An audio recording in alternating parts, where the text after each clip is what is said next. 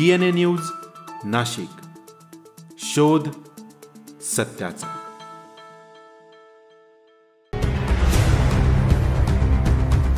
जाचकटी रद्द करण्यासाठी शिवसेनेचा परिवहन विभागावर धडक मोर्चा। शिवसेनेच्या महाराष्ट्र वाहतूक सेनेच्या वतीने धडक मोर्चा, आंदोलनावर कारवाईची शक्यता।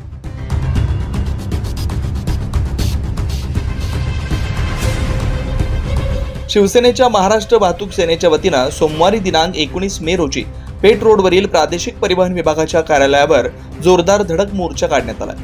वाहन पासिंग प्रक्रियेत करण्यात आलेल्या जाचकटी तात्काळ रद्द कराव्यात, या मागणीसाठी हे आंदोलन करण्यात आले।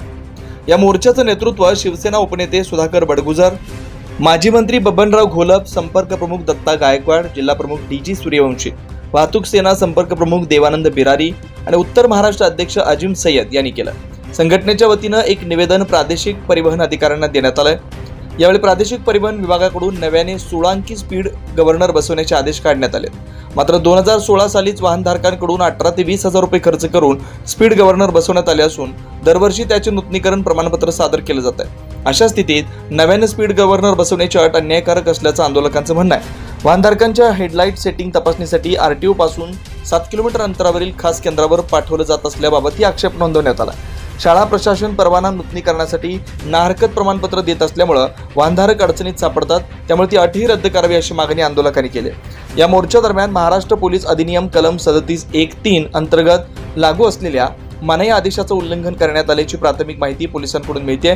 यावेळी उपजिल्हा प्रमुख भगवंत बाळा पाठक, बाळासाहेब मामा राजोळे, शहर संपर्क प्रमुख माधव कोठावदे, तालुका प्रमुख प्रकाश म्हस्के तसेच संघटनेचे अनेक पदाधिकारी आणि वाहनधारक मोठ्या संख्येने उपस्थित होते। यापूर्वी 2016ला स्पीड गव्हर्नर लावलेले आहेत। त्यामध्ये RTOचं स्पीड गव्हर्नर आणि RTO या दोघांचं संगनमत आहे।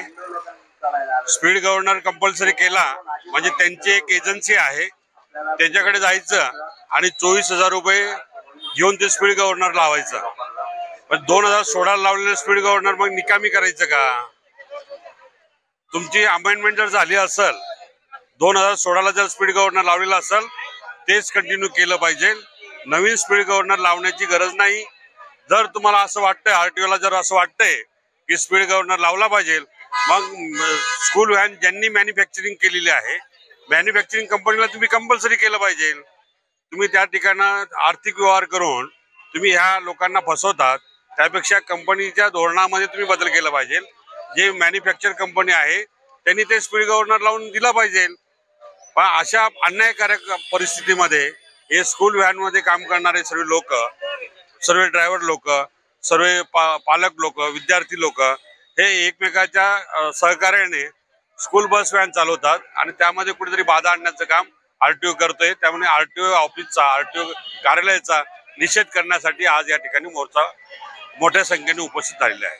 आज RTO ऑफिसवरती चक्का जाम करायचं कारण का आपल्या जे स्कूल व्हॅन आहे, मोठे ट्रक आहे, आता स्कूल व्हॅन तुम्हाला माहिती आहे का वर्षभर मध्ये त्यांचा जेव्हा सुट्ट्या लागतात मुलांना तेव्हा ते फिटनेस करता गाड्यांचे प्रमाणपत्र घेतात पासिंगसाठी।